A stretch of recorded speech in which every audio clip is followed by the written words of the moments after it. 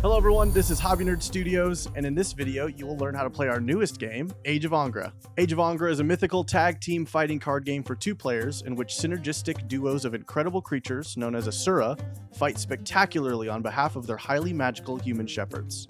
To be victorious in battle, a shepherd, you and your opponent, must meet the win conditions of a combat scenario. We recommend starting with the sanctioned combat scenario. In this scenario, you must end the battle with the most charges to be the victor. Before you start the game, you must get the battlefield ready for combat. To start, you must pick which player will be the attacker and the other will be the defender. The defender picks their team first by selecting 2 Asura.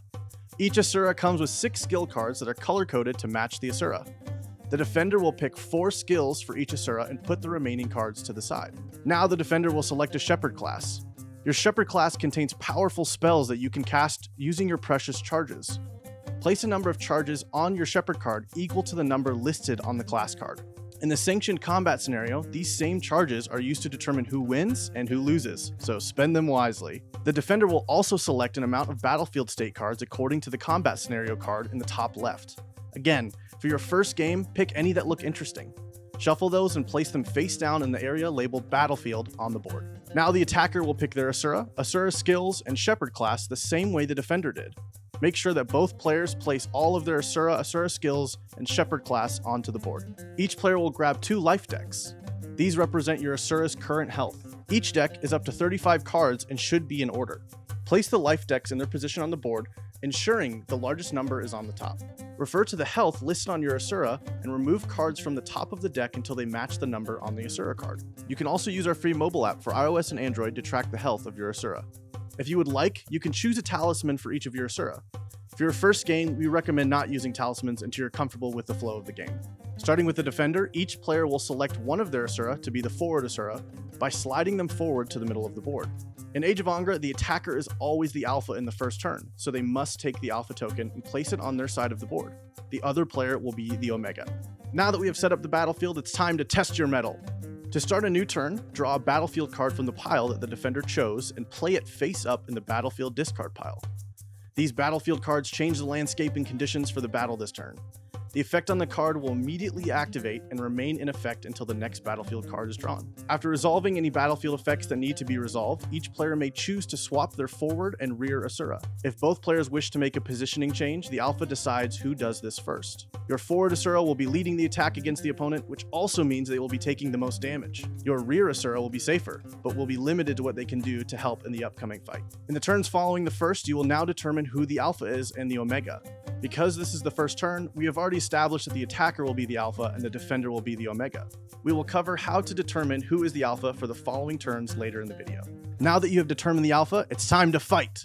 Take a moment to look at your Asura skills and the ability listed on your Asura's card. If you notice, some of the abilities have 2 attack types, heavy and light. Heavy attacks can deal lots of damage or trigger powerful abilities, but they cause a longer cooldown time. Light attacks can be just as powerful too. They still pack a punch, but they have less cooldown time, allowing you to trigger them again sooner. Starting with the alpha, pick one of the 4 skills that your forward Asura has and place a declared token on it. This means that you have chosen your skill, but you have not disclosed whether you will be executing a light or heavy attack. Now the omega will choose one of the 4 skills for their forward Asura. However, this time they must place an executed token on the skill and disclose whether it will be a light or heavy attack. The omega will also place a tag token on one of the 4 skills for their rear Asura, but it must be a light attack. To finalize declarations, the alpha will place a tag token on one of the 4 skills for their rear Asura, which also must be a light attack. The alpha will also flip the declared token on their forward Asura to executed, and now disclose whether it will be a light or heavy attack. Starting with the alpha, activate both of your skills and apply all damage from your attacks to the omega's forward Asura, unless an ability notes otherwise. The omega will remove a life card from their forward Asura for each point of damage dealt to it. Now the omega will do the same with their attacks to the alpha's Asura. After an Asura skill is activated, it immediately gets cooldown tokens placed on it equal to the skill's cooldown value. A skill with cooldown tokens cannot be declared or executed.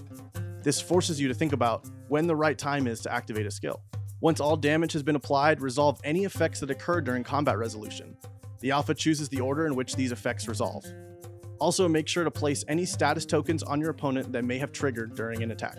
If any Asura's health is reduced to 0, they have become broken. Immediately place them in the rear position. A broken Asura may still activate tag skills, but they must always stay in the rear position. Now that all combat resolution effects have been resolved, remove one cooldown token from each skill and Asura on the board. Some effects from abilities or skills will allow the removal of additional cooldown tokens, and some will restrict it. To finish the turn, you and your opponent may cast some spells. Before casting, make sure to check the battlefield state card for any charges you may have already earned this turn.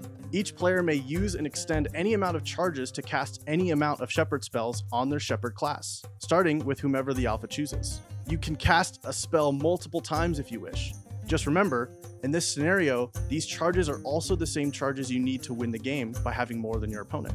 Congratulations! You've just finished your first turn of Age of Angra. Now you will start a new turn by revealing a new battlefield state and replacing the one from the last turn.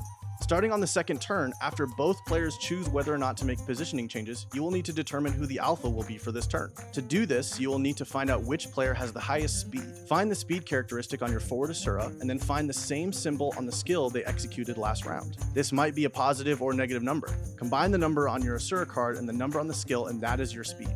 Some skills won't have a number, but will have an alpha take symbol instead. This means that you automatically win the speed contest and you will be alpha this turn. You and your opponent will repeat these steps until you have flipped the last battlefield state card and finished casting your final spells. Refer to the combat scenario to finalize any points you may have earned and compare with your opponent to determine the winner. We hope you enjoyed your first game of Age of Angra. There are even more mechanics in this game like talismans, blocking, piercing, and strong Asura combinations. We encourage you to try those out and to play around with different Asura and Shepherd combinations until you have something truly menacing. We plan to continue to add more Asura skills and much more in the future, so make sure to subscribe to Hobby Nerd Studios here on YouTube, follow us on Instagram, and like us on Facebook to be in the loop on all things Age of Angra. Thank you all so much for watching, and we'll see you in the next one.